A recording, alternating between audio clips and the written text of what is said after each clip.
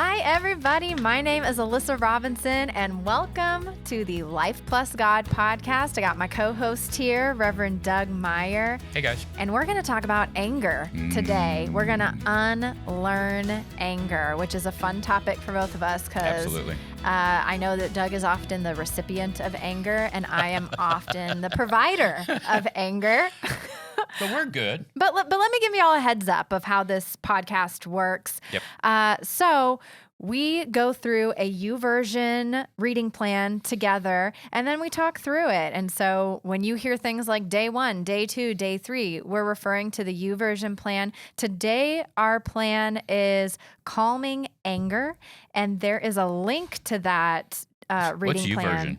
Oh, well, that's a good question, I guess. Yeah. Since we talk about it every month, I'm just like, oh, y'all know YouVersion. So Well, they might not. YouVersion is an app that you can download in your app store that is a Bible app, basically. And it not only has the Bible and every translation of the Bible, but it has a whole bunch of reading plans and resources. And so we go into those reading plans, we pull one out, we do it together, and then we have a conversation about it for y'all to participate in. There you go. And so, again, today's reading plan is Calming Anger, and there is a link to it in this episode description. So if you already did the reading plan and you're nodding along with us, great. If you didn't do it, this one's an easy one and an interesting one. You could open it up right now and follow Absolutely. along with us as we talk through And it. even if they didn't do any of that, they can still listen and go, amen, I get it, or whatever. Or I'm angry with y'all Yeah, for having this conversation. Are we going to be able to say on this the phrase pissed off? Well, I guess so. You just did it. All right, I just wanted to double check. All right, anger. All right.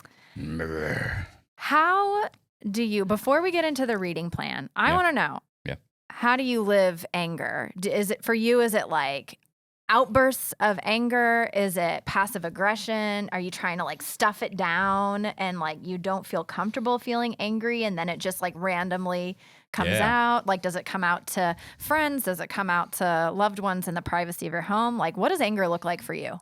Oh, this is going to be so much fun because I think I am a jacked up mess with anger. So, okay, just a little tiny backstory. So at our house growing up, which is where the seeds of dysfunctional anger were planted for me, only one person could be angry, and that was our dad. And when he did, I would say he probably was a borderline rager. I mean, never hurt anybody, but he would maybe like throw things and get really mad, scary mad. And there was never any afterwards cleanup, you know? It was just a big kaboom, and everybody, you know. And it was over stupid stuff like whoever spilled their milk at the dinner table, it would just be like... And everybody just freezes and waits for it to be over. I don't know if I'll still have my little sister. Because whoever's the first to speak up is going to get all of it. Yeah. And then my mom would kind of come and try to tend it and make it all better, and everything would kind of settle back down, but everybody would sit there for the rest of the night really quiet and scared. So I struggle with anger. I struggle with how to feel it. I'm better now. For a long time, I would bottle it in, and then it would explode out at my first wife, Susan, or our kids. And I was probably a hollerer. I don't know if I scream, but I would holler and, you know, stomp my foot and that kind of stupid stuff. Or I would simmer and resent. And then probably simmer, resent, act out passively aggressively. And I don't know when I would. I think the funny thing about passive aggressive people is like there's not a timeline. Like, so I'm trying to remember like an event, and I think it was just how long did I feel like I had the right to torture you with my passive aggressive behavior till, you know, one or the other got better. It took me a long time to learn how to apologize, and then I went through this stage where I would get angry. And I would kind of fake apologizing, really setting it up so that you should apologize that you did something that made me angry. Isn't that healthy? Mm-hmm. Yeah. And, okay, now I'm a little better, but we'll get to this in a minute. But I definitely, I have a very physical sense of anger, whether it's my anger towards someone or something or theirs towards me. And I have to go really quickly into my head, into some of my current mindfulness stuff to deal with it. Yeah. How about you? Oh man, I pop off. Yeah. But I actually think so.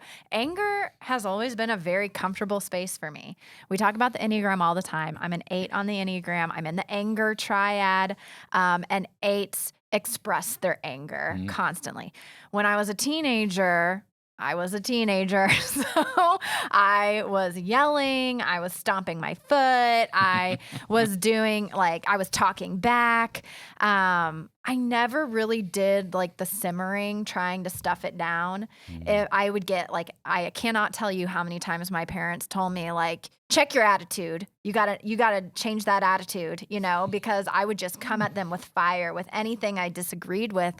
And as I grew and matured, I learned, hey, that's not really the way to interact with people. It doesn't seem to be getting a lot done. No, but here's what I do. It's not necessarily anger, but I'm very direct with how I'm feeling when it comes to anger, not when it comes to the soft feelings.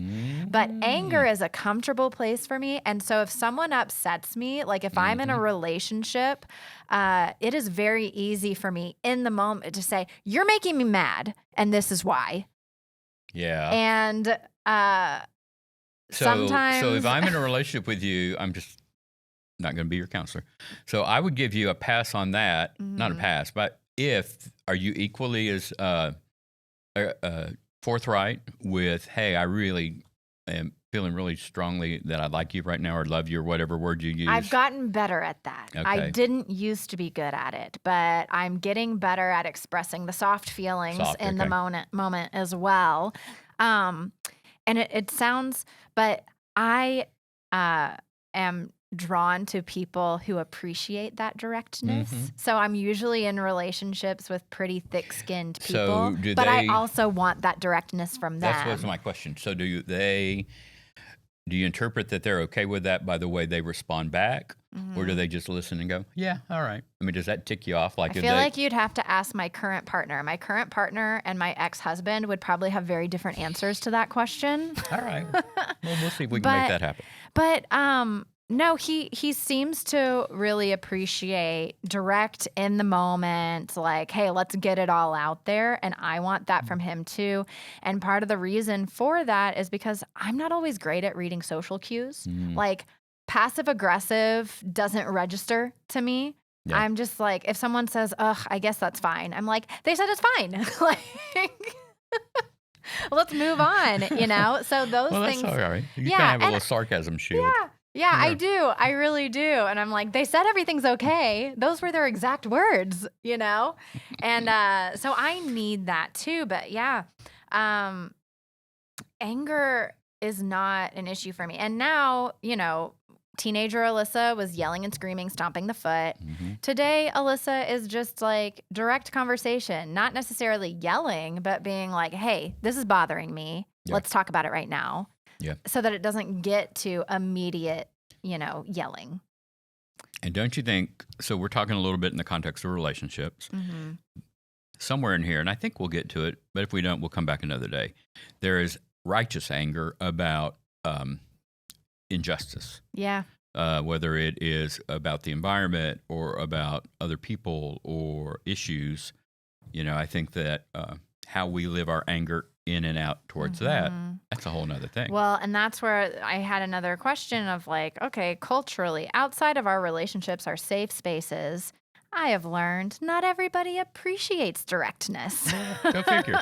Not everybody wants that from me, although I do want that from just about everyone else. So if you're listening and you got a problem with me, please talk to me about it because I promise I will not guess. I heard her. Bring it. But yeah, I think that anger has become a default emotion in our culture. Some of it is around injustice. Some of it is around this idea of deservedness and entitlement, and I'm not getting what I want. But I think some of it is also around grief and sadness. That was the other thing that I was going to say earlier is like, and I think I'm still dealing with this. Like I sometimes get sad, mad, confused when I have to check myself about what I'm feeling. As a kid, it was okay to be sad. It wasn't okay to be mad. So I think I would, I don't know. I don't know that I have I'll just use the word mature. I don't think I have a fully developed understanding of the difference in those. So. Well, and I think that the reason that, and tell me if you agree or disagree, I think that the reason that anger is so prevalent in our culture is because it is an acceptable negative emotion in America. Yeah. Of like, anger is strong, anger is powerful, anger is like, I'm going to grab life by the horns and y'all got to deal with me. I'm mad, but the other negative feelings of like, I'm feeling sad, I'm feeling insecure, and we see it as weakness. Yeah. And so I feel like all of these soft feelings, the soft negative feelings that make us like feel a little scared and unsure of ourselves, at least for myself, I'll convert that into anger. Yeah. Because that's the one that everyone's like, oh, look out for her. And I'm like, yeah, you better look out. And it's marketable. Like, think about like when there's rallies or protests. Have you ever seen like a really big sad protest? No. Right? But you can generate. I'm in grief and I don't know what to do. Here's my sign. We're all going to go to the city plaza and cry. That'd be crazy. But we can get a big old group of people, whether it's at the Capitol or at City Hall or in front of the school board, whatever, and whip up anger. And I also think, well, gosh, man, there's so much to say about anger. Like, I think anger sometimes is a substitute for our inability to communicate well. Like, we have this limited vocabulary of expressive feelings, but we can work up a really good handful of angry words. Yeah. So we use those. What we're really trying to say is, hey, can we have an intellectual conversation about the injustice of water and honestly, not to go back into a 90s reference because it's 2021, people, or 2022. Oh yeah. Wow. 2022. All right. But it makes me think of like, we're just a bunch of little George Costanzas running around. Like, we try to express our emotions for maybe 5 seconds and then we're just like, I'm frustrated. You know what? I bet half the people don't even know who George Costanza is. Seinfeld, look it up. Look it up. YouTube. So, all right, let's jump in here. Yeah, I want to jump straight into day one because this is one of our longer devotions. It's 7 days, but they're very short and easy to get through. So we're going to fly. Let's do it. Day one, why do I get so angry? Oh, man. So the writer of this reading plan said that we get angry when our hopes and dreams are threatened. And he defined hopes and dreams in 3 categories: security, connection, and control. So when our security, which is physical, financial, emotional, is threatened, connection is relationships, feeling valued and accepted. When that's threatened, control, feeling empowered to make choices and have opinions. When any of those 3 things are threatened, that's when our anger emerges. And I sat there trying to poke holes in that interpretation of anger for longer than I should have. And I was like, dang, I think he got it. Like, I think he got me. That makes good sense. Yeah. Yeah. I mean, think about that. Okay. Security, connection, control. I mean, obviously we're not saying that those are the be all end alls, but those are certainly whenever our security, well, I think he said this too. So we get angry when we fear that those are being compromised or taken away or threatened, right?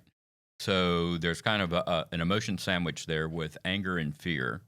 And, sometimes fear comes out then it's sad. But I think when it goes in the processor, its first switch it flips is probably anger. Yeah. And I want to switch out the words hopes and dreams. So he said, we get angry when our hopes and dreams are threatened. I think that something that makes sense to me in everyday situation, we get angry when our expectations are threatened. And so that can be in big ways because hopes and dreams feel a lot bigger of like the 10-year plan, Feels kind of but global. Also my expectation is that I'm going to get to work today without getting stuck in a traffic jam. Yeah. And when that expectation is rocked, I get angry. And that's just a little thing. Yeah. Yeah. No, you're right. I think especially because of the business we're in, we use this hope word as like a big kind of, I don't know, not just soft word, but it has such a grandiosity to it. Yeah. When a lot of people just say, man, I hope I have a good day. and it would be interchangeable with expectation. So he started talking about when you start feeling that threat, your brain energy shifts away from your prefrontal cortex, the problem-solving part of your brain. Yep. And as soon as I read that, this is within the first 2-3 paragraphs of this reading plan for the week, and I was like, I am in. Like, this guy is mixing science with spirituality. That's got Alyssa Robinson written all over it. I love it. He got me. He pulled me in. So I wanted to ask you, he was talking about, when our energy shifts away from our prefrontal cortex, all of our rational and reasonable thoughts go out the window, and our body starts reacting. It's visceral. We can feel it. We can feel it in our fingers and our chest and all these things. What do you feel in your body when you start to get angry? Oh, yeah. No, he's right on. So, this is kind of timely in that I had an experience in the last 30 days where someone was angry at me, and then I in turn got angry at them. And while I was listening to their anger at me, I felt like, I know I wasn't having a heart attack, but I really thought you could probably have seen my heart beating through my shirt. It was that strong of a deal. And I got hot, like I started sweating down the back of my back, the back of my back. It's always going to be the back of my back, isn't it? And around my, just where, I'm a sweating guy. And in that moment, I had to kind of go, all right, check yourself. You're really, it was like a pot with a lid on it that was boiling. And I had to quickly kick into my, all right, listen to the emotion, not the words. And it was in front of other people. So all of my, like, don't be a jerk, don't be an asshole, don't be any of that, and be careful how you're going to respond because other church people are watching. Yeah. Ooh, but no, man, like if it's with Wendy or, somebody who is different than this kind of borderline person who I kind of know, this is where I was talking earlier about, I get confused, and sometimes I'll go to sad. And I struggle to hear it because I get way into my head and trying to figure out, okay, right now, what are you supposed to be thinking? What are you doing? How are you going to respond back? Don't use mean words, be appropriate. And a lot of times then I miss all of the stuff they're saying because I'm so up in my head trying to figure it all out. See, and I'm the same way, except yours is healthier in that you're like gut checking yourself and you're like, okay, calm down. You can do this. Don't say this. Don't say that. And for me, it's like, I'm about to eat you alive. Like I have all of these because I'm an excellent communicator. It's what I do for a living. I love arguing. I'm anger driven. And so I'm just thinking you're talking and I'm like, loading up. You just wait. I am about to lay into you because I am like an attorney when it comes to arguments of like, I love it. See, okay. But here's another thing. I panic. Like if you're like, I just suddenly become like, yeah. And you're ugly. I mean, I got nothing. I just freeze. No, I get, so if someone is attacking me with something, I get scary calm. And I just sit there with shark eyes. That's what I'm hearing, Jaws, waiting in the for background them. Right now. Yeah, waiting for them to finish what they have to say. And then here's my cue word. I'm about to lay it on you. Oh, tell me. When I go like this. Listen. Do you do the hand thing and everything? Yeah, I go, listen. And then I'm going to go into, everything that I have to say, very well thought out, like all of this stuff. And that's that word for me of like push play. Now, that's when someone's coming at me. If I'm angry with somebody, it's not necessarily something that I feel in my body. The anger comes out before I've realized it's happened. And so that's something I have to work on. I have to work on both of it. It's not good to be like the shark eyes, I say it jokingly, but also something I need to work on is being a better listener and just taking in what they have to say and not taking offense to it and not becoming indignant and anger and like, just letting it happen, letting them have their feelings. But when I'm expressing anger, it comes out of my mouth like word vomit before I've felt anything. If someone's coming at me in anger, those thoughts start running through my head, and the feeling that I get is like putting on armor. Like I get puffed up. I get big. I'm like, okay, you want to go? Yeah. We're going to go. Yeah. And that's kind of how I deal with it when someone approaches me. But yeah, it's not a body thing. When I get angry, it's kind of a part of my being. Yeah. So, yeah. How do you calm yourself down though when you get angry? Because you have this self-talk thing that you do of like, okay, don't say this, don't say that. So a couple of things.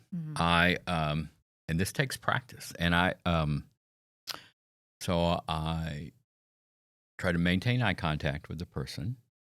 And this is probably way into the dysfunctional side of the two, but I'm still trying to maintain a connection. You're talking Enneagram 2, yeah. Enneagram 2. I want everybody to like me. Yeah.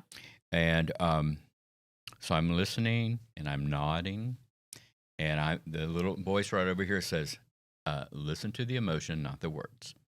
Because especially Oh, that's great. That's great advice. I get hooked by, if you say accusatory words, then those are like my punch you back, because then I'm like, you don't have a right to say that word to me. Yeah. And so I have to be careful, because a lot of people in anger, and me too, we just, like you said earlier, word vomit, right? We use all our good words and so what I try to do is just listen to the emotion and for a cue as to when that person is taking a breath. And then, and this is not Doug Meyer, I got this out of a book or something. I try to respond empathetically with a simple word like right, but not like condescending and bright, like, hey, right, dumbass. But right, like, wow, you sound really disappointed in me, or you sound really disappointed, hurt by this situation. I get that. Yeah. And that will sometimes diffuse them.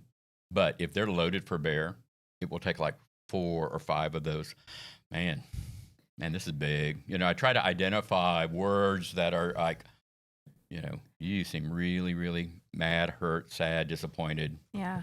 See, that's so interesting that you connect into the feeling, because one of the things that helps me to calm down is when someone, and this is something I've been working on as of late, because I'm a little bit newer in my journey of this world than you are. Yeah.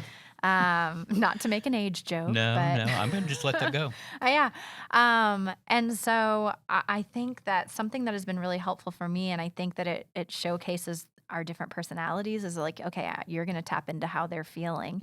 I'm tapping into, okay, what is it that they're saying that they're actually right about? Of like, if they said I did something, are they right about that? Like, did I? And then I try and look back on like, okay, could I have misinterpreted this situation? Because for me, it really is like about who is accurately representing what actually happened. And maybe it is just a different way of approaching the feelings of like, hey, maybe they interpreted this a little bit differently, and it doesn't mean that they're wrong about what happened.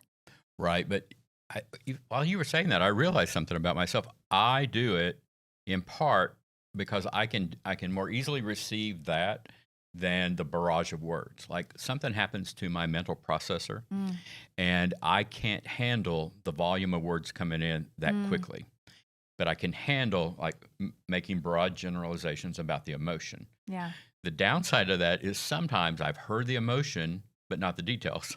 So sometimes you got to live through it twice, because you'll say, now tell me again, the what, the when, the where, the why, the how. Well, and that was the next thing that I was going to say, is something that I've done that helps me be a better listener, but can also diffuse the situation. Instead of responding with my rebuttal, I respond with a question about what they just said, of like, okay, can you explain to me, like, I heard you say this phrase. Will you tell me more about that? Like, and give them a chance. And then they feel validated of, okay, she really wants to understand where I'm coming from.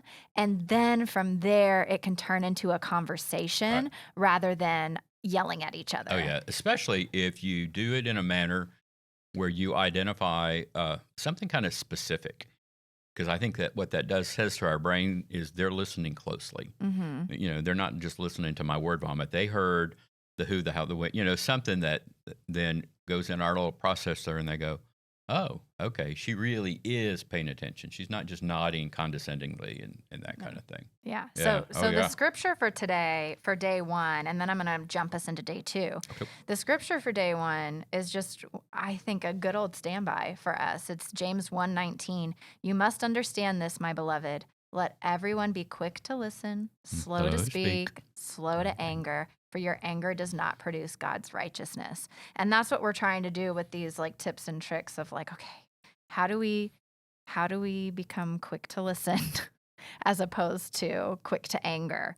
So it's the old quick, slow, slow, right? Yeah. Quick to listen, slow to speak, slow to anger. Yeah. So if you had to develop some kind of little mantra, just go quick, slow, slow, quick, slow, slow, quick, slow, slow. Yeah. Yeah. No, I think that's of the content in this big book. Yeah. James, the entire book of James is one of my just faves. Great life advice. Yeah. For any point in time. Well, it's past, present, a lot future. undated, practical relevance. Yes. Yeah. Absolutely. Okay, day 2, calm the roaring lion of anger. So now we're stepping even deeper into calming behavior. So he goes into this story about how he was at a traffic light, the light turned green, nobody in front of him was going, and he was laying on the horn and getting angry about it, and the person in front of him was giving him the finger and, all of that fun stuff that happens on a daily basis. Mm-hmm. And then when he finally started going, he realized what was happening is that there was an elderly person in a wheelchair trying to get across the crosswalk, and everybody was stopped waiting for them to get past. And he said, I felt so foolish. I felt so terrible. So I wanted to ask you, when has anger gotten the best of you to the point that you were embarrassed or ashamed of how you reacted after you got all the facts? Yeah. So it happens to me. It's probably frequently. Yeah. But it usually is around an assumption. Like that story I make up about X. Like he or she did that to me on purpose. Mm-hmm. And so what starts as an assumption then becomes a whole short story in my head in which I'm the victim. And then as the victim, it opens the entitlement door for the big emotion, right? When, like in that guy's story, he might have made up, somebody's not paying attention, they're on their phone, and don't they know that I'm in a hurry, and don't they know, don't they? Mm-hmm.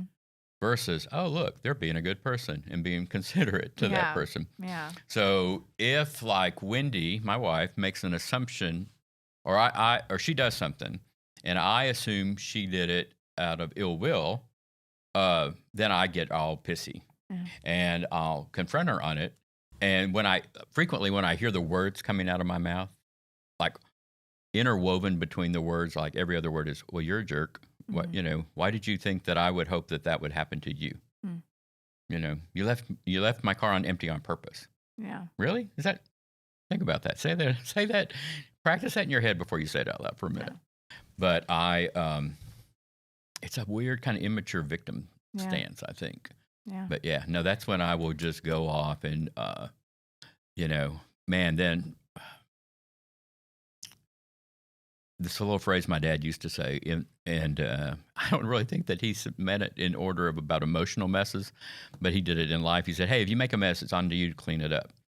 So I've just held on to that. Like an emotional verbiage mess, then I always feel this like, okay, I got to go in there and clean it up means own it, own my part, apologize, that kind of thing. Yeah.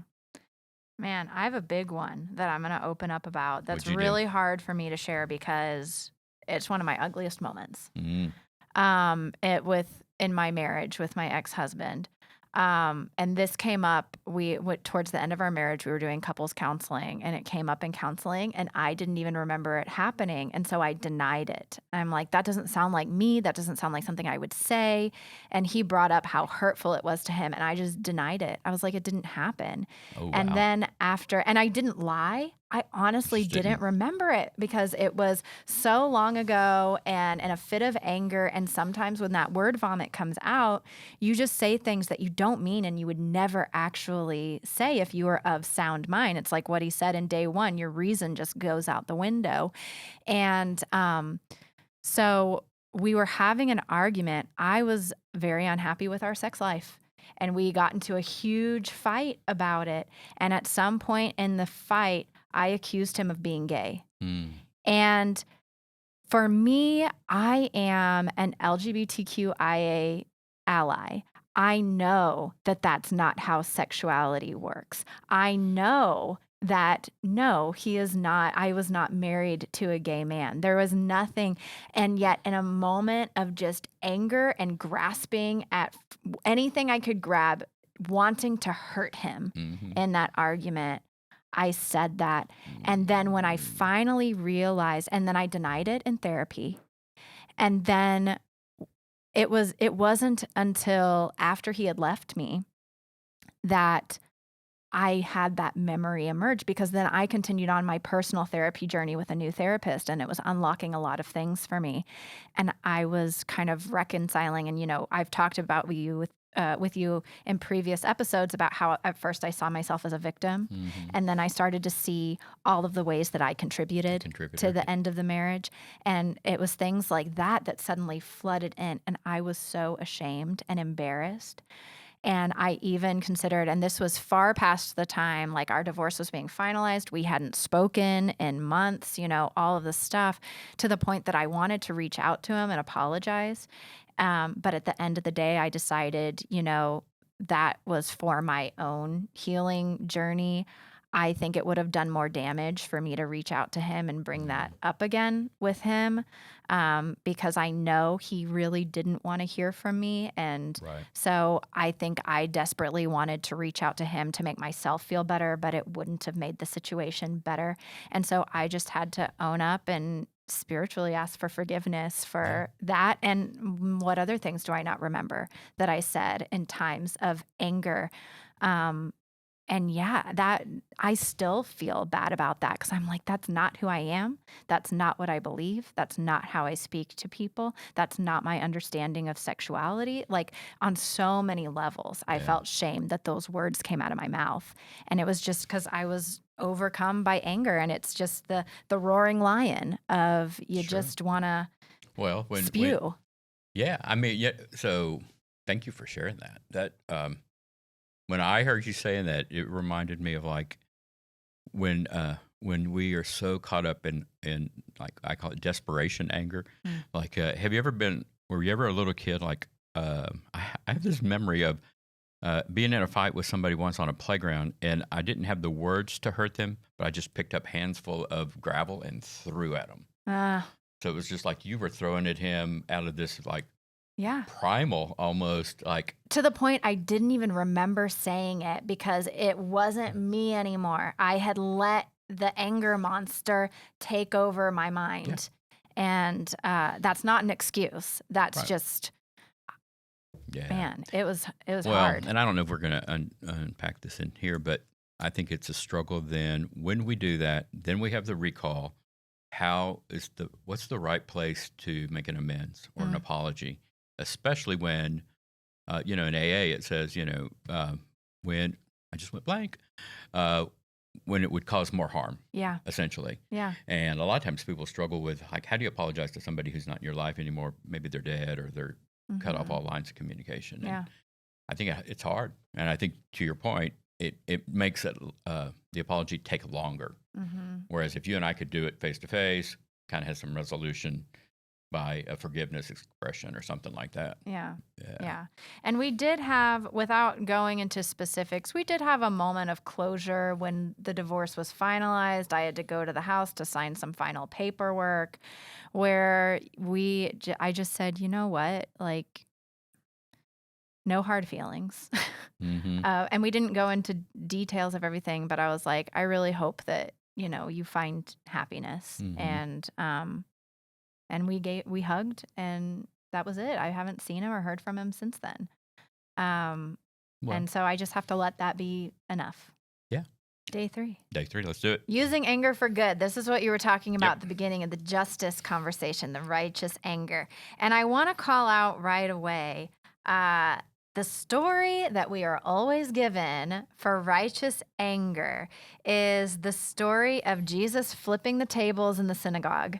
And yeah, we always use that as an example of like, hey, even Jesus got angry and he, and it was because they had turned God's house into a marketplace and blah, blah, blah, blah, blah. And this is what righteous anger looks like. And I'm sitting here like, okay, really? That's what righteous anger looks like? Because if I'm, asking the question, what else could be true? Yes. And so what I wonder about is, all right, what was really happening in my understanding, and you fill in the blanks, Pastor Man, Okay. is that the problem was that the church was, and the Pharisees or whoever was in charge were getting kickbacks from the people, in the market. And they were saying, hey, come sell your wares here. Give me a little money and I'll, take care of you, blah, blah, blah, blah, blah.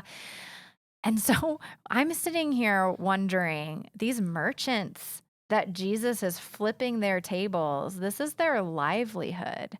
And like, is it their fault that the church was corrupt and provided a space for them? Like, how involved were they in the corruption and politics? And how many of them are just like people trying to make money to live and the church offered them a space to do that? Yeah. And so I wonder about that of like, really, Jesus, like, do you know something I didn't know, that every single merchant and the tables that you flipped were like corrupt and, all, because I'm just like, okay, maybe the thought behind it was righteous anger, but was the actions of actually flipping their tables righteous? Or what if it actually was Jesus having a bad day? And over time, we're so uncomfortable with that then we had to ascribe that, oh, that's righteous anger. So that makes it okay. If those are the times where I have a little bit of Bible skepticism, because man, has always been able to... And woman. And woman. And humanity. And non-binary. All of the above. Yes. To control the narrative, right? Mm-hmm. So post-event, we can now go back and reshape the event. Yeah. So what we don't know is any of the real facts about the conversation, how many of the merchants were on the take, how many of them knew, how many of them, didn't have a choice, but just like, if hey, I'm going to sell my sheep here for sacrifice, And the Pharisees said, well, if you're going to do business with us, here's how you have to do it. Yeah. You still have a hungry family at home, so of course you're going to do it. That's just probably, it wasn't even like a thought thing. It was probably kind of like, well, this is just what you got to do. Yeah, survival. Yeah. And to do business over here at, whatever temple. And so what would it change the whole story if it was an expression on Jesus' part of just sheer frustration with nobody's getting this. Nobody's understanding what's really going on. Mm-hmm. And why couldn't have Jesus... The full-on humanity of Jesus. Yeah, why couldn't have Jesus done what he's so well known for and set up a soapbox in the middle of the temple and be like, hey, merchants, do you understand where your money is going? Do you understand the problem with this? And like teach is what he's so good at, was flipping tables what was required for the situation. And so in the devotion... the writer says, Jesus got angry. He stormed through the courtyard of the temple in Jerusalem, overturning tables. He was angry about how the religious leaders were abusing people, but the merchants weren't the religious leaders. They were the people. Mm-hmm. So that was righteous anger, is what he says. That's the kind of anger that's forced to confront injustice and defend the oppressed. You've probably felt anger and injustice, seeing a child being emotionally or physically abused, observing someone taking advantage of the poor, and seeing these things makes you want to take action. So like Jesus, we should get angry when we see injustice. And when it's within our power to do something about it, we should act, and that is righteous anger. But I still struggle with it. Because I'm like, I don't know all of the facts, and I don't want to Because as far as I'm concerned, that Jesus committed an act of violence. Maybe not hurting a human being, but it was a violent action of upturning someone's livelihood. Now, am I of the mindset that, it's kind of the Malcolm X versus Martin Luther King Jr. argument of which pathway? Yeah, which pathway are you going to take? And I think that both are valid, both are needed. There are times when, there's peaceful protest, and then there's like, hey, they're not listening. Time for an uprising. Time for time to make them listen. I get it. What was it? John Lewis said, time to make some good trouble. Yeah. And so I get I don't want to say violence is never the answer, because that's very black and white thinking, and the world is more complex and gray than that. But having Jesus as that example, I don't know. See, I get that. And right now hearing it, I feel kind of like, way to go, Jesus. I like that it was a full-on expression of Jesus' humanity. Well, because we love that strong anger. Jesus is one of us, But do you think Jesus wouldn't be like that fist bump thing? It was ripped his shirt and showed his muscles. They all did these. They did high fives all around and fist bumps. It was like a WWE wrestling match. I don't think it probably wasn't like that. But then did Jesus? So I want somebody to write a Bible part 2, where then they go back and make this other assumption where afterwards Jesus went back to the merchants and went, man, I'm so sorry. Can I help y'all clean up your mess? Wonder how much revenue they lost for that day. And, what little kid did they leave? Did the event scare and is over here crying now? And, so we get these tableau moments where we look at it and we go, oh, yeah. But how often do we step back and go, oh, man, wonder how really that all, Well, and we think that because all of us are just so self-righteous, I guess, that we think that righteous anger happens a lot more often than it actually does. We feel righteous in our anger, and so we say, oh, well, I'm like Jesus. Jesus got angry too. But one of the things that I like, that after he did that whole explanation of Jesus fighting injustice and flipping the tables and that righteous anger, he says, righteous anger is real, but it's rare. And he said, I've manhandled a few tables in my time, the writer says this, but I can't say it was because I was standing up for the weak. Hardly. It was usually because I had unmet expectations that were a threat to my security, connection, or control. And then assuming he was but I was flipping tables as if it was righteous anger, Well, and don't you wonder too, I'd like to talk to this author, because I wonder then in parentheses next to it, is there any sense of entitlement? Yeah. Because you and I both know, and this is a whole other day, there are people who we give passive permission to for angry outbursts like that. And then there are other people who do that, and we call the police, right? Yeah. So there's some qualifiers for righteous anger. And then there are people who end up on TV really angry about something, and they'll get called names like, despicable or hoodlums or whatever. So, man, we're well, but at the end of all this, so I feel like we could do a whole episode on righteous anger and fighting injustice and using your anger for good. But what he really challenges, so he throws out there, hey, yeah, righteous anger exists, but it's rare. It's not happening as often as you think it is. Maybe you're not as righteous in your opinion as you think you are. And then he throws out a challenge for us to explore our emotions behind our anger. Yep. And so I brought up something I wanted to show you, and I can include a link to it in the episode description. Are you familiar with the feelings wheel? Yes. Okay. It's super small. You'll have to pinch in on it. Yep. So the feelings wheel is used in psychology and sociology and therapy and counseling to help people better understand the underlying feelings behind the base level emotions. So like the base level emotions and the feelings are I'm angry, I'm sad, I'm happy, I'm surprised, I feel bad, all of these things.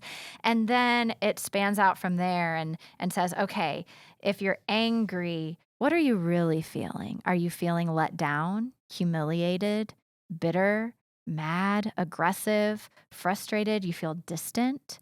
Are you feeling critical? And then when you answer that question, it spans out even more and it says, oh, you're feeling let down. Is it because you feel betrayed? Is it because you feel resentful? And I've found this feelings wheel to be so helpful for me personally because I am someone who lives in the angry place. And I have to figure out, okay, what is this feeling of anger trying to disguise? What is it trying to cover of like, am I angry or am I feeling humiliated? And if I'm feeling humiliated, is it because I feel disrespected? Do I feel ridiculed? Like, what is it and then I can take responsibility for my own feelings of someone said something that made me feel these things, and I don't have to spew anger all over them. But I just wanted to, I love the feelings let me wheel. say a quick word about that. I think it's great both for understanding and for communicating. I'll give you an example. So 6 months ago, I did some premarital counseling with a couple, and he self-identified as having a really limited range of expressions of strong emotions. And so we introduced that, and it was fascinating when he was able to say, like, for instance, let's just pick anger as an example. He said, I have all these other emotions, but I've always just kind of reduced them to this one core of anger. And I know that game. And his partner said, I know that all these other feelings, you're not always angry. You're just stymied on how best to express them. And when we can't express them, but we go to anger, all that does is set up our partner to always just respond to having to figure it out. Or, well, it seems like you're angry about everything. Are you sure you're really angry about this? It helped her understand him better in things like disappointment and I'm letting you down or you've let me down. And those are harder feelings sometimes to express. And we spent a whole day, a whole meeting just exploring that. And I'd love to go back to him now and say, how's that working out for you? Yeah. Well, and that's another layer on top of this is not only do I not always recognize the underlying feelings behind my anger, but as I mentioned at the beginning, since I'm an 8 on the Enneagram, the soft negative feelings I convert into anger. And so when I look on the feelings wheel and I see under sad, someone feeling hurt, guilty, all of these things under sadness, I take hurt and I turn it into anger. And I'm like, I'm going to take this. And so it's almost like I have to expand my feelings. So my feelings wheel, the center is anger. And then they ask, okay, are you really feeling sad? I'm like, ah. So like my core feelings are angry, happy. And I just go angry, happy, angry, happy, angry, happy. And then I have been growing into expanding that to, okay, I'm not actually angry. I'm feeling sad. I'm feeling disappointed. And then I took that soft feeling and turned it into anger. Yeah. So how are people going to access that again? I will include a link to the feelings circle in the episode description. And so you can click into it. But also, if you just Google feelings circle, you're going to find all sorts of stuff around that. I think they're all, I don't know this. I think they're all more or less the same. Yeah. Sometimes I've seen them in different colorations and all that. But I think at the end of the day, they're all going to be close enough. And it might use different language, or some of them might have more than others. But I think the general idea rings true of like, okay, explore your feelings. Yep. Day 4. Yep. Know your triggers. Oh, yeah. That's a really good one. That's so in recovery work, we talk a lot about that. That word trigger being an event or a thought or an experience that pokes a spot in you that then kind of, I don't know why I keep using this imagery of a doorway, but it opens up just this whole other expression of what's going on. Yeah. And I got some anger triggers. Well, and one of the things that he said in the Day 4 devotion, this writer, he said, anger isn't a sin, it's a sign.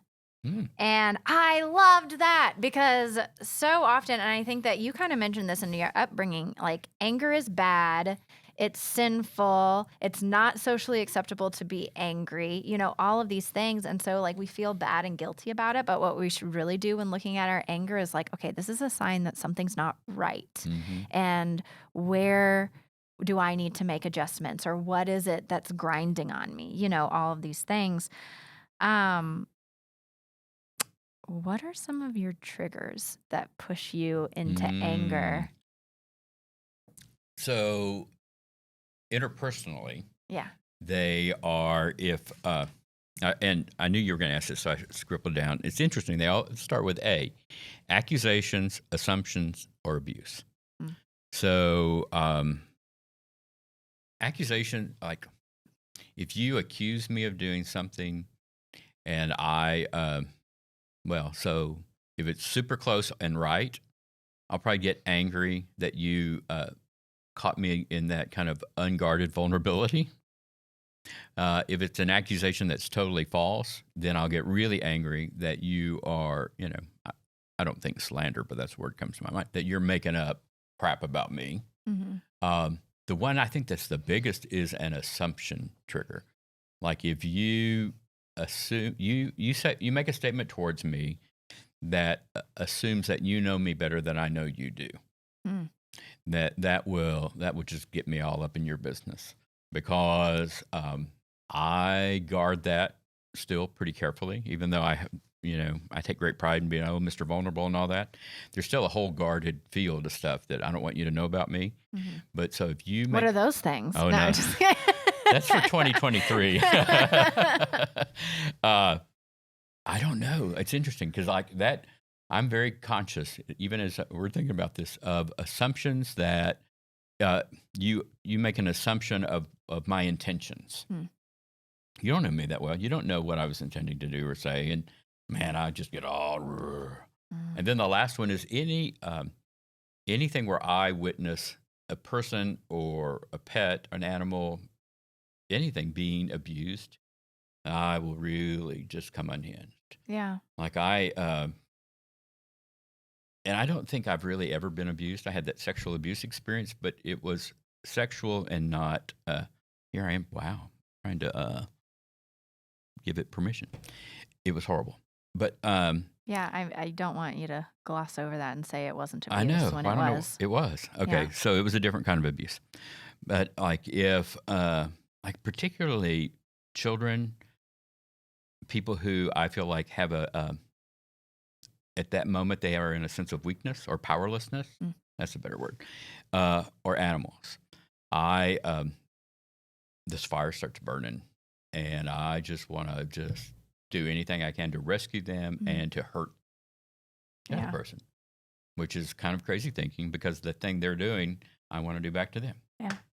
Well, I haven't been exposed to much abuse personally, but I imagine I would have a similar reaction. And the reason is because my partner and I were watching the morning show on Apple TV recently, and there's a whole part of that show around sexual abuse. So it's kind of exploring if you were on the inside of what happened with Matt Lauer when he was removed from the Today Show for sexually harassing and abusing coworkers, what would that look like? And there was a part I got so engaged with an episode that I was watching that the character Steve Carell plays reached out to a girl to touch her, and a girl that he had sexually abused, and he reached out to like touch her arm, and my partner and I were sitting there watching it on the couch, and for a moment it's like I was there, and I accidentally screamed at the TV, "Don't touch her!" I yelled it, and it like came from after it happened, I kind of snapped out of it. It had come from my stomach. Yeah. And Jacob turned to me and he goes, what just happened? And we had to pause it and talk about, he was like, where were you just now? Because you weren't sitting here with me when you yelled that at the TV. And I was like,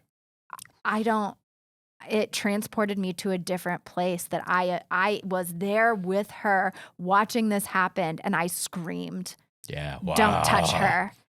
And it was a shock to me. And so I think that, if I was a witness of someone being abused, and that was on a TV show, like if I was seeing something firsthand, blood, real life right there. Yeah. I don't know. Ooh. I make up that you'd just like Wonder Woman it. I don't know. You never know how you're going to react. But now I feel like I have a small idea based on that experience. But so just to say, what Jacob did it scare him? He was like, he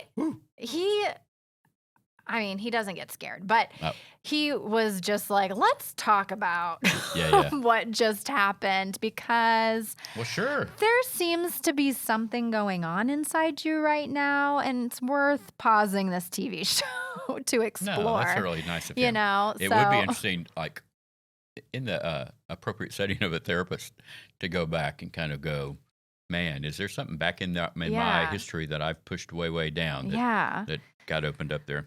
Well, that's a different day.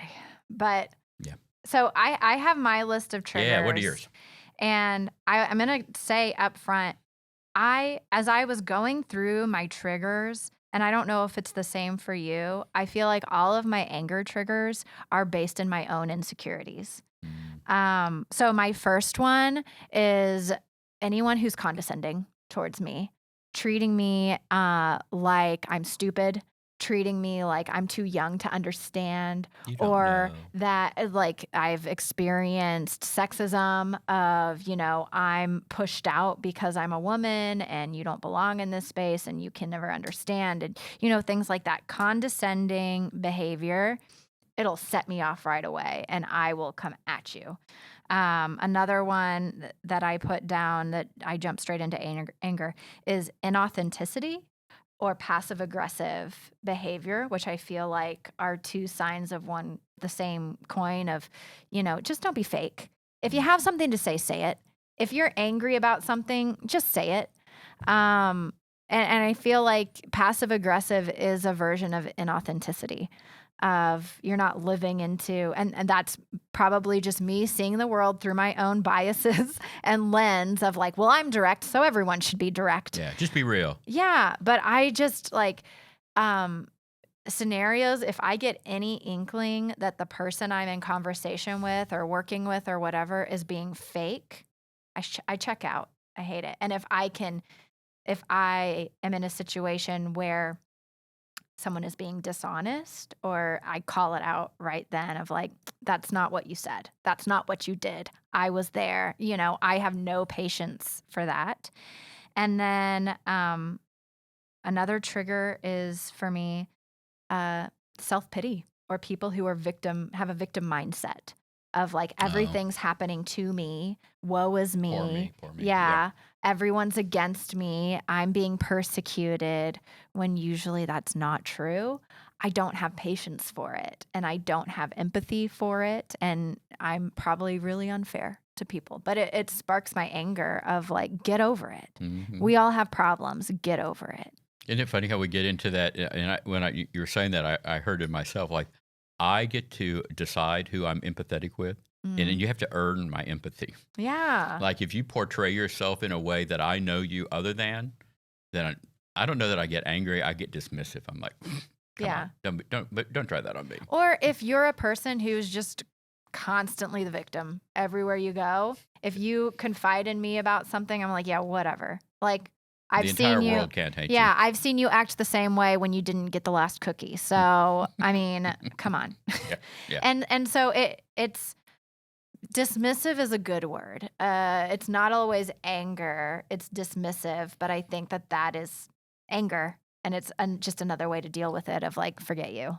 It is. You're right. It's kind of it's in the anger family. Yeah. Yeah. Day 5.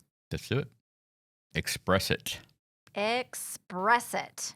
one of the comparisons that he made, I love a good metaphor. I do well-constructed metaphor. Wendy calls me Mr. Metaphor. So. Oh, yeah? Yeah. You do a lot of metaphors. I do a lot of metaphors. I love a well-thought-out metaphor that the more you think about it, the more it rings true. Yeah. And I feel like he did that for me. So he talked about the inactive volcano and how an inactive volcano destroyed a city. And so he says, there's this volcano. It's 12,000 feet with the name agua, which means water in Spanish. The volcano has been dormant for hundreds of years, but it wiped out an entire city in the year 1541 after weeks of rain. So raining. The entire crater of the dormant volcano filled up with water and turned into a giant lake. And the volcano couldn't hold it. And so the sides of the volcano collapsed and a giant river of mud and water washed down the side of the volcano, destroying the city.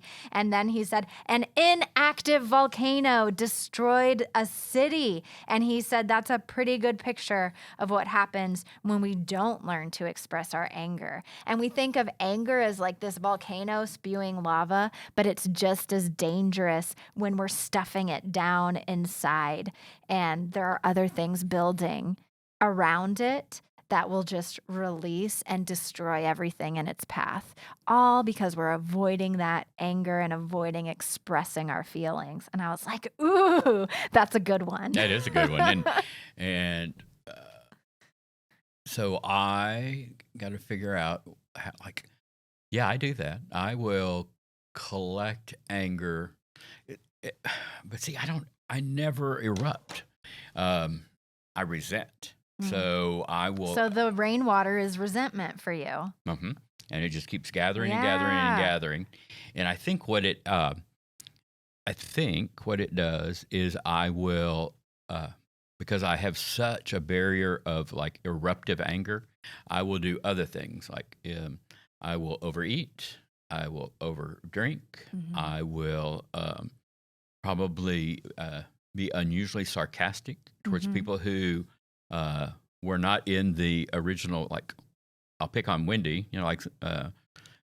she kind of becomes the victim then of my collective of inability to express the anger when the anger is about a whole nother event or a person at church or a person at work or whatever, just generic person. Well, and even with the overeating and overdrinking and all of that, it builds because you start to feel bad about yourself and you start to feel insecure. You lose your confidence, and then that starts flowing out on other people of like, I feel bad about myself. I'm going to make you feel bad too.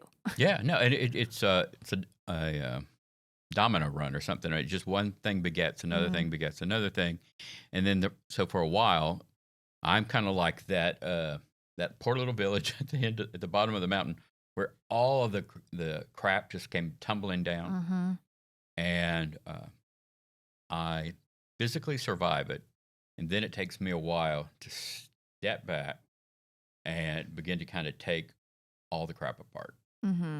And if one of my personal weaknesses is that's a cycle in the way I do life. And actually just here lately, I've been kind of driving by emotionally the idea of going back to counseling. And I've been doing that too.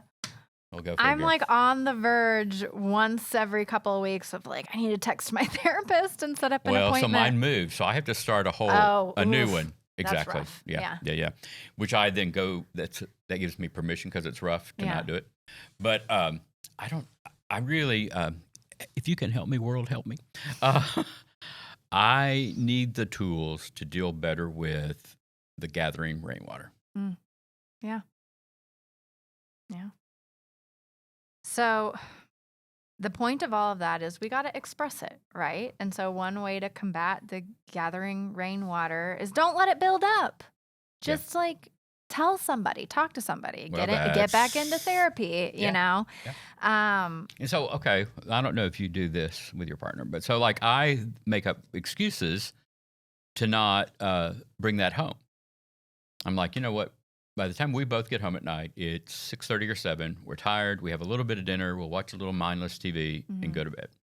I don't want to be like the garbage man. I don't want to go, oh, hey, let me dump all this stuff out. I say that even as those words are coming out of my mouth, I know that Wendy would say, I want you to do that. Mm-hmm. Oh, yeah, I dump it all out. You do? Yeah, I really do. Yeah. Every day every day that we see each other. Mm-hmm. Well, no, because we talk on the phone too. So every day on my way home from work or when I get home from work, we each talk about our days and everything that went wrong and everything that went well and the things that we're worried about. And like we have pretty good open line of communication, which is new and different for me from my past relationships. And it's very, very good. I think sometimes I overshare to the point that one of the conversations that we had recently that I need to dial back on is my anxieties stick to him more than his anxieties stick to me.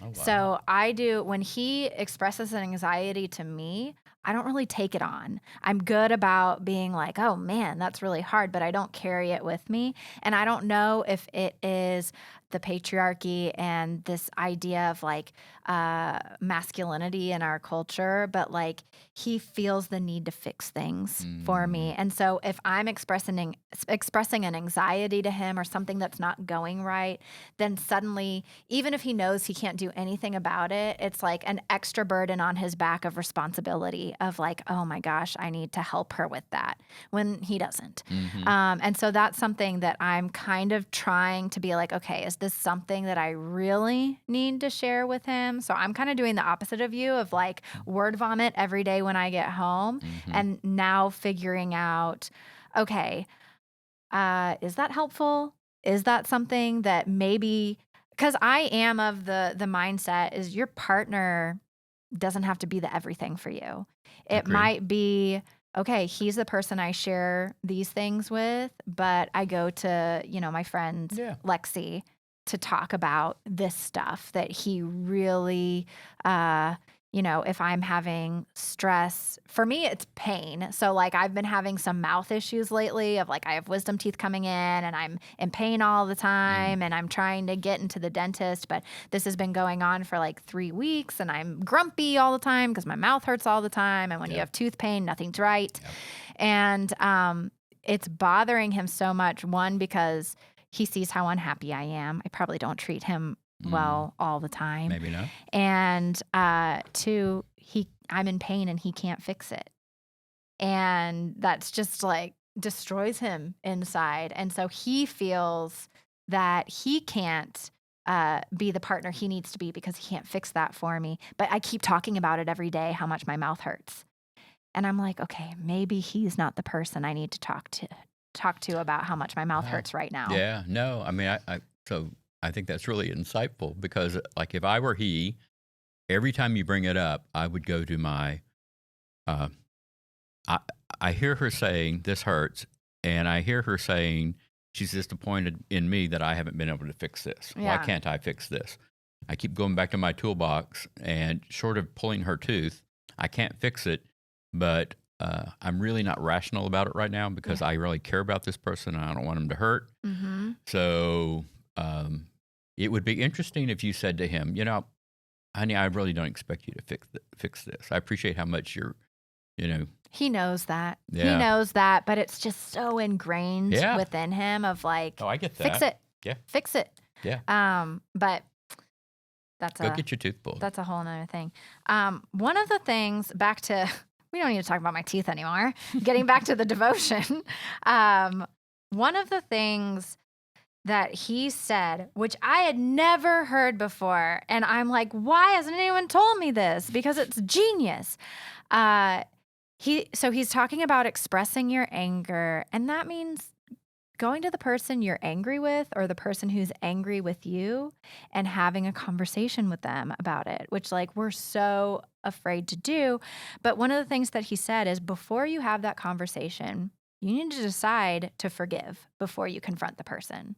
Do not walk into a confrontation saying, okay, depending on what they say or how they react, I might forgive them. Or if they apologize or whatever it is, walk into the conversation with the mindset of, I already forgive you. but I need to express to you the problem that I'm having. And it might take a long time to get to that point because forgiveness does not flow easily for us sometimes. But that's the first time I've ever heard somebody express that. I thought it was amazing and compelling. And I was like, how much easier? Because then you're removing the expectations that you don't have control over. I can't control how they're going to react. I can't control their level of health and their maturity in facing conflict. I can't control anything that they're going to do, but I can decide before I even enter this conversation, no matter what, I forgive you. Let's have a conversation about it. And if it doesn't end well, that's okay because I have control over my forgiveness. I thought it was cool. It seems so simple, but I had never heard it. It is, but I think you got to be careful to not. So I'll tell you a little story about that. I was in a situation once a couple years ago where I was hurt really, really badly on the front end. And like there wasn't a whole lot of processing time before I was in a room alone with that person again.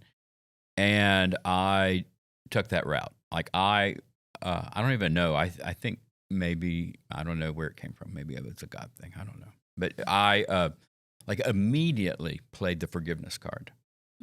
And I'll just be real honest with you. I later on resented that I didn't hold on to that longer because I don't think I was really, I think I wasn't really ready to forgive. It was fake forgiveness. It was. It was like, oh, look how big I am. I can forgive you. It's got to be real. Yeah, you got to really mean it. And so I think you need to have thought that through and be able to digest the consequences of forgiveness. I don't know. Are you familiar with the XYZ approach to conflict? Not before this. Okay, so I am the daughter of a therapist. So these are the kinds of things that we've talked about. And he hasn't always been a therapist, but he has always been a therapist, you know, my entire childhood. And so it's just a methodology of how to express yourself when you do enter into those conversations.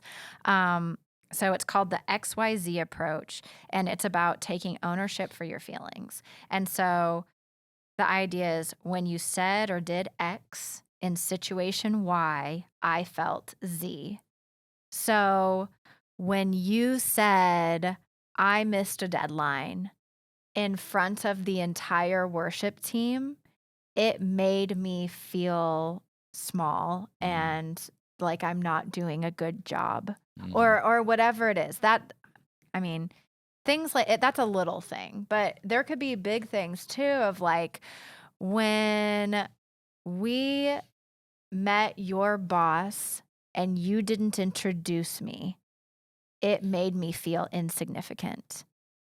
Or when we went to a party and you know, went to talk to everybody and left me by myself, it made me feel lonely.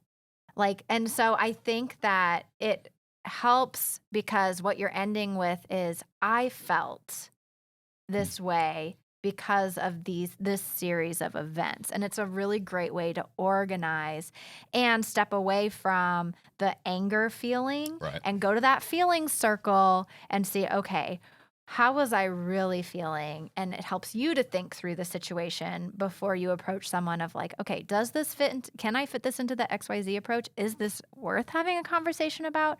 Or is this something I just need to let go of? Well, I make up that it creates a safe spot to have a conversation that doesn't necessarily feel accusatory and you saying, or the other person kind of doing a little finger wagging, saying, you made me feel. Right.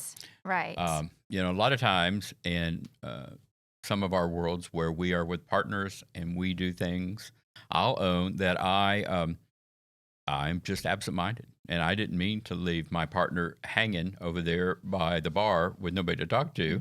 I just wandered off because like squirrel, there I go.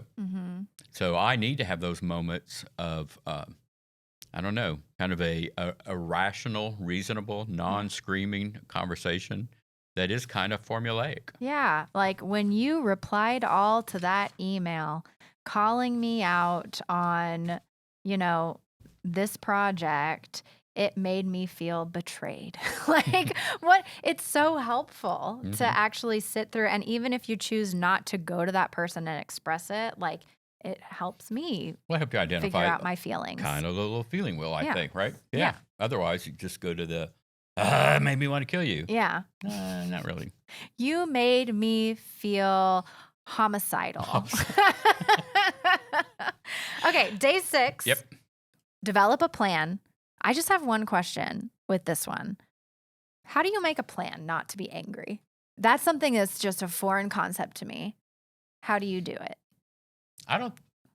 So one of the things that's kind of big in my little mental world right now is purposeful living and mindfulness. And so those are not a plan specifically not to get angry. It's more of a plan of how I'm going to try to live as consciously as I can. So the other day, I was talking to our Renew group, and I said that the phrase that came to my mind is sometimes I get caught up in what I would just call sleepwalking life, where I just go through the motions, go through this acceptable range of, yes and no's, do's and don'ts. And I don't really, I don't show up fully present. And a lot of times it is an energy maintenance program, especially if I'm coming out of a hard week or two with a lot of different things going on. I'll kick into sleepwalking mode because to be mindful and purposeful, you really kind of have to be good night's rest, good diet. It really is good self-care. Exercise. It's a very good self-care. And because there's not a lot of room for clutter and a lot of room for like garbage in your head going on. And so when I do that, then I am better able to do the other thing, like we said earlier, about ask what else could be true, or this person is a beloved child of God, or otherwise, it's just that my mental space is so maxed out and tired and hungover and whatever, and sugar rushed or carb rushed or whatever, that I will default to just lazy emotions. And sometimes I think anger is one of the lazy emotion. I don't have to think. I can just roar. Yeah, I can just respond, react, move on. All right. That's all I had. Day 7. Yep. Okay. Because day 6, I'm like, I've never developed a plan. I just need to hear from Pastor Doug how to do that. I think it's good advice. That. Everybody out in the world try that and let's see how that works out. Okay. Let love drive out fear. And this is based in the scripture, 1 John 4. Verse 18, there is no fear in love, but perfect love casts out fear, for fear has to do with punishment, and whoever fears has not reached perfect love. So the very first sentence in this reading plan, day 7, is, when you feel anger, you can be certain that there is fear behind it. And that is a new concept to me that I've been unraveling over the past 2 or 3 years of, okay, my anger, and it's, again, finding the feelings behind anger. But we are all driven by fear, even if we see ourselves as a fearless person, because the first 25 years of my life was like, nothing can touch me. The same as everyone's first 25 years. Like, I'm fearless, I'm brave, I'm courageous, like nothing can hurt me, and then a lot of things hurt me between 25 and 33. And it exposed a lot of my fears. And so when you're feeling angry, there's fear that needs to be addressed. What are some of the deep fears that lead to your anger? Well, how deep you want to go? The deepest. The deepest. So, and I'm going to just take notes over here. Write it down. Send it to my new therapist. So I'll say that we kind of get a chance to look at these questions ahead of time a little bit. So I appreciate that. And without even having to think about it, I jotted down abandonment and rejection. And part of that is some just deep stuff that goes way back to little Dougie Meyer. Part of it is my dysfunctional need to be liked and a people pleaser. And so when an angry situation happens, I'm pretty confident I go to a place of anticipating or projecting to the ending of that this will not end well because it will end with my being X, abandoned or not good enough to be kept around, i.e. rejected. Yeah. Now, I have to own, I was never abandoned or rejected. So it would be interesting to somehow go into some kind of deep therapeutic state to find out, like, what I interpreted as a moment of abandonment and rejection. Yeah. But, even like just going back to the ending of my first marriage, that is what it felt like for me. It took me a while to actually appreciate the dysfunction of our marriage and the courage my ex-wife had to say, I'm done. My very first feelings of anger went to fear, went to rejection, went to abandonment. It was very much kind of sometimes those feel kind of victim role-esque, but sometimes in like really deep, squishy emotional moments, it is that it's I'm not good enough to have around. I think that there's a lot of this feeling of imposter syndrome, of a fear that you're going to figure out I'm not all I'm cracked up to be. I'm not as good as you think I am. I'm not as strong as you think I am. Being found out. I think that there's a lot around that too. It's, and I think that that's where when we were, back on day 4 talking about triggers, I feel like my top trigger of like someone being condescending comes from that insecurity of like, oh my gosh, they know I'm stupid. They know that I'm not as good and not as, all of these things that I say I am. They know that I'm scared. They know I'm afraid, and they're taking advantage of it. Our fear is generated out of what we anticipate will be the end of this event. Not, the sparring on the front. I don't know. That's really, that's no big deal. But it's we forecast that, when the dust all settles, I'm going to have been rejected. Yeah. Well, and that's one of the things I've learned about myself is because of my fear of rejection and fear of betrayal, I keep people at a distance of like, I've got a very tight inner circle. These are the people that I know will never leave me, never let me down. You are related to me by blood. You can't get rid of me, like that sort of thing. And then everyone else, I'm like, you know what? If you go away someday, I'll be fine with that because I never let you in. Well, and you have this other over here that is kind of, your protected area, right? Yeah, yeah. So it is. It's all protection. And we use our anger as a defense mechanism to protect us from those fears that, for the most part, will never come to fruition. Yeah. Maybe, ours did, when at the end of our marriage, but you know what? We both survived it. Yep. And in the moment, it was really terrible. I was going to say, and it wasn't as bad as we thought it would be. It was bad. Horrible. It was really bad and terrible and awful, and I don't want to do it again. No. But I have grown, and I love the person I am today. And I think part of it is because I went through that. Yeah. Man, this has been so helpful. This has been so good. I'm telling you, this has been my favorite reading plan that we've done so far. I loved it from beginning to end. And, I love to do this thing where I poke holes in things and I read something and I'm like, no, they didn't think that through. They don't know the same God I know, He didn't create that for you, did he? No. And I love poking holes in things. And so I was like, I want to go back and see what else this guy who wrote this has written. Well, this reading plan is based on a book. And so I think they pulled it out. So it says it's a devotional based on the book, Love Slows Down. And so maybe we should grab that book. Love and Slows check it Down. out. Isn't that funny? Because if you just heard that title, you wouldn't think it had anything to do with anger.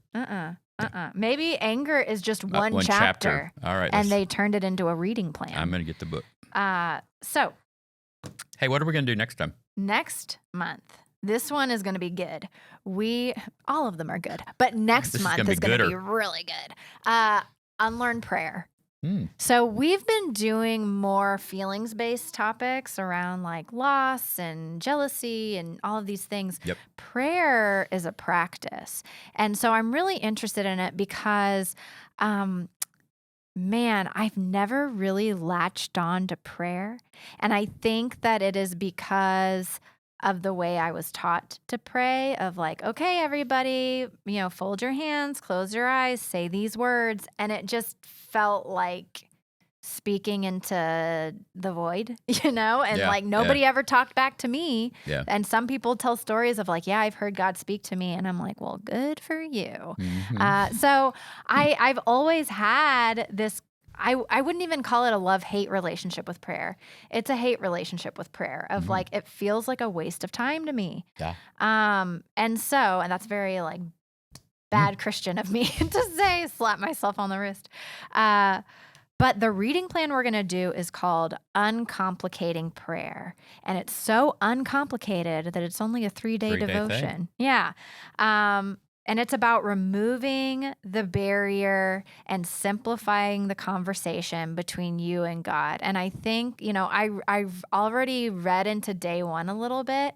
And I like that what the writer starts with is she does some myth busting around prayer of like cool. what we've been taught prayer is supposed to be, but what it is actually. And so I'm really excited to maybe get some like practical advice or restructure the way I think about prayer. So I'm ready. I'm ready to unlearn prayer. And so there's a link to the March devotion that we're going to be hitting up next month in the episode description if you want to join us. But again, it's 3 days. You could pull it up the day before and an hour before. Yeah. And be like, okay, I get it. I get what they're talking about. Yep. But I hope that you'll join us. What are your thoughts on prayer?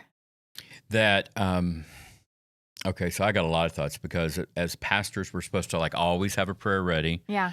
And you're the default person. We do it to you and staff all the time of like, all right, could you open this meeting in prayer, Pastor? Yep.